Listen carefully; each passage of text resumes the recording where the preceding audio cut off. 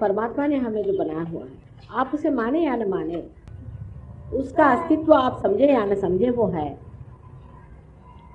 और उसने हमें जिस प्रकार बनाया, जिस तरह से बनाया है, वो भी एक बड़ी खूबी की चीज़। मैंने सवेरे बताया था कि कैसे बहुत थोड़ी सी समय में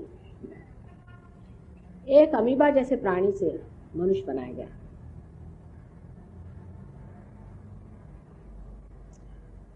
और अब मनुष्य बनाया गया सो क्यों, और आगे उसका क्या होने वाला है, या ऐसे ही अब वैसे ही भटकता रहे।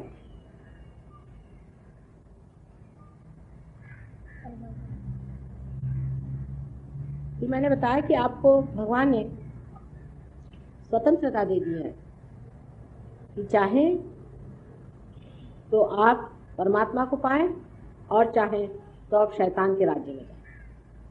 यह आपकी स्वतंत्रता। इसके लिए कोई भी आप पर परमात्मा का बंधन नहीं। अगर आप गलत रास्ते जाएंगे तो आप पर वहां के जो कुछ भी कृपाएं हैं वो होंगी, और जो आप सही रास्ते जाएंगे तो सही रास्ते का जो भी आशीर्वाद है वो आपको मिलेगा। और गलत और सही जानने के लिए भी बहुत बड़ी बड़ी हस्तियां संसार में आई, इनको हम अवतार कहते हैं, अवतरित हुए। बड़े बड़े गुरु इस संसार में आए जो असली गुरु थे। वो जब भी आए उन्होंने सही रास्ता, धर्म का रास्ता बताया कि आप कायदे से रहिए, बीचों बीच रहिए, अति न करिए,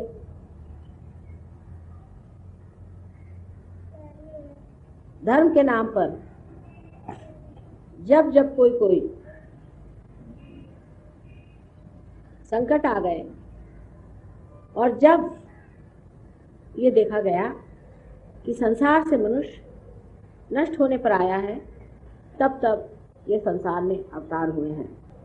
अब इन अवतारों को संसार में आकर के जो कार्य करना था वो उन्होंने किया, लेकिन इसका मतलब ये नहीं है कि वो अवतार हुए और खत्म हो चुके। उनका भी अपने अंदर निशान बना हो, उनके भी अपने अंदर माइलस्टोन्स बने हुए, उनका भी चित्र हमारे अंदर बना हुआ। वो भी हमारे अनेक जो हमारी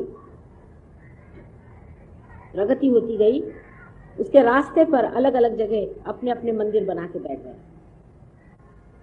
हम सोचते हैं कि गुरु नानक आए, आज ही मैं गलती से उस रास्ते से चली गई थी, उनका प्याऊ देखा तो एकदम इतनी वहां चैतन्य की लहरियां बह रही, इतना आनंद आया उस जगह को देख।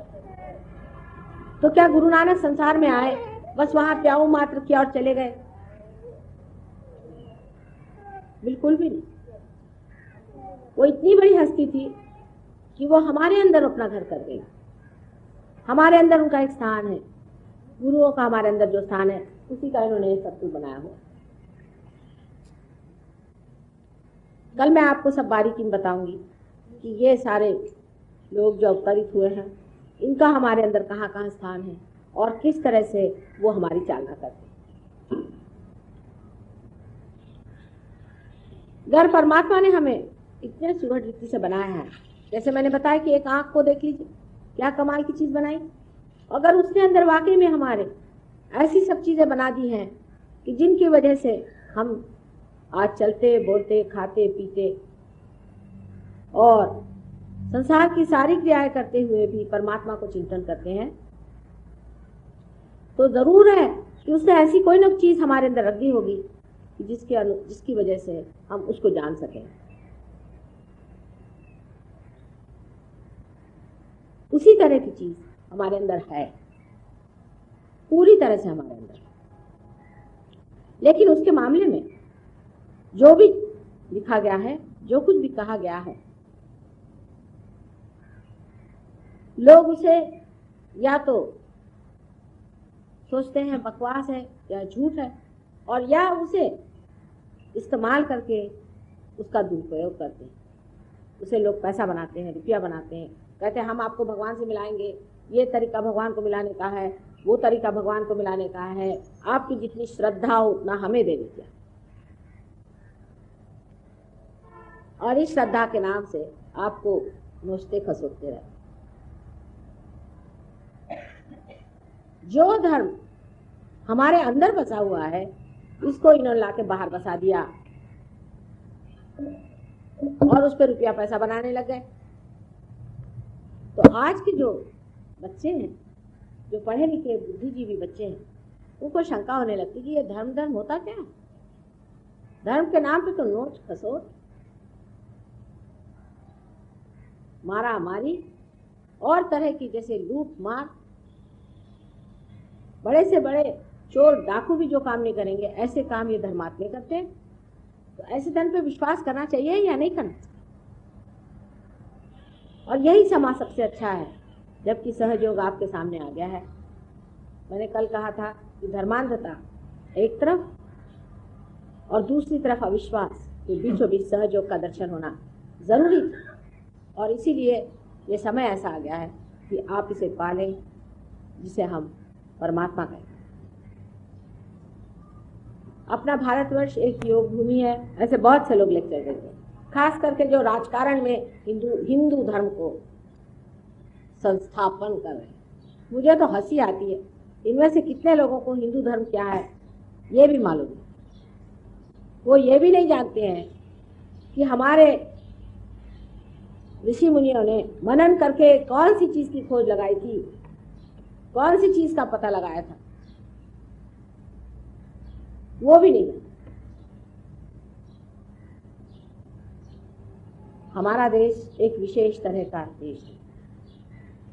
देखिए यहीं पर एक छत मात्र है, चारों तरफ खुला हुआ है।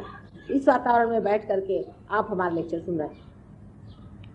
पर देश में जहां हम रहते हैं, लंदन में, ऐसे अगर आप 10 मिनट भी कहीं बैठ लें तो शर्त हो जाए। हर समय बरसात, हर समय आफत, हर समय कड़ी सी कड़ी ठंड जिसमें आदमी चल भी नहीं सकता। एक तरह के निसर्ग के कोप में रहने वाले देश, वहाँ चलना फिरना भी मुश्किल। अगर आप घर से निकलिए तो आपको आधे घंटे तो तैयार होने में लगेगा। जूते पहनिए, मोजे पहनिए, ऊपर से 3-4 लबादे डालिए, सर ढकिए। अगर आप वैसे ही बाहर चले गए तो हो गया आपका खाता। ऐसे देशों में जो लोग पैदा हुए थे उनको पूरी समय नेचर से आवाहन लेना पड़ता था, निसर्ग का उनके ऊपर में चैलेंज रहता। और उस चैलेंज की वजह से, उस आवाहन की वजह से उनकी दृष्टि बाहर की ओर गई। उन्होंने सोचा भाई घर कैसे बनाए जिसमें बिल्कुल भी सर्दी न लगे, वाहन कैसे बनाए जिससे इधर उधर जाते हो बर्फ की तकलीफ ना हो, नहीं तो उसकी नुकीली चोट खा जाती है इंसान। हम लोग बड़े भाग्यशाली हैं, आपको पता नहीं कि हमारी जो आबो हवा है, एक इंसान अगर संतोषी हो तो एक पेड़ के नीचे भी आराम से रह सकता है, जंगलों में भी रह सकता है। खाने पीने को सस्य श्यामला भूमि है। हम लोग ये नहीं जानते कि हमें खाने पीने का इस देश में कितना आ रहा। उन देशों में एक भी चीज आपको पेड़ की लगी हुई खाने को नहीं मिलती, सब टीनों में डाली हुई, पता नहीं कहाँ से कितने वर्ष पहले चली हुई सब मिलती है। यहाँ तक कि गोश्त मछलियाँ भी ऑस्ट्रेलिया जैसे देशों से और न्यूजीलैंड जैसे देशों से। आप सोच लीजिए कहाँ वो कहाँ ये। और यहाँ पर आपको जितनी चीजें उपलब्ध हैं उन देशों में नहीं। जैसे कि एक सिल्क का कपड़ा अगर वहाँ पे आप दिखाएं तो लोग सोचते हैं कि आपसे रईस कोई नहीं होगा, और अगर कॉटन आप पहनते हैं तो लोग सोचते हैं कि आप इतने रईस हैं कि कॉटन आप कैसे पहन लें। वहाँ तो हर समय आप नायलॉन ही पहनिए, किसी और कुछ पहन ही नहीं सकते। और कॉटन भी पहनते उसमें भी नायलॉन मिला रहता है, क्योंकि वहाँ इतना महंगा है कॉटन पहना कि लोग तरसते रह जाते हैं।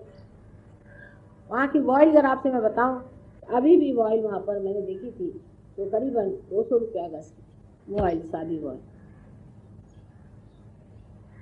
जिसमें कि एक गज में हम 200 रुपये में अच्छी साड़ी यहाँ की वॉइल की ले लें, 200 तो बहुत हो गए। ऐसे देश में जहाँ की इस तरह की उपलब्धियाँ नहीं हैं, जहाँ आदमी आसानी से नहीं रह सकता, ऐसे देश में लोगों का बाहर जाना और बाहर की निसर्ग का व्यवस्था करना बिल्कुल ही जरूरी था। उसके बगैर वो रह नहीं सकते, वहाँ कोई रह नहीं सकता इस तरह से जैसे आप रह लो।